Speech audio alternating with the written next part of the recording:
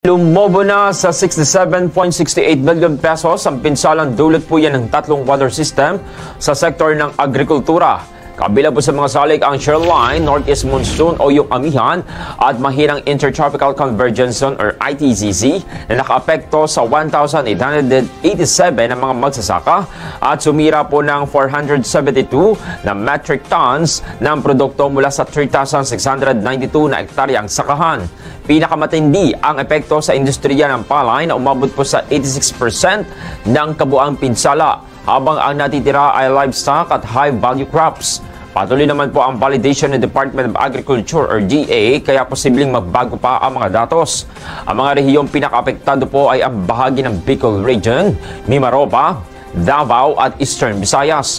Samantala, nagbukas naman po ng spillway gate ang dalawang malaking dam sa Luzon, ang Ambuklao Dam at Ambinga Dam. Kasabay po yan ang panibagong serye ng pag-ulan dulot ng hanging amihan at shoreline. Good morning.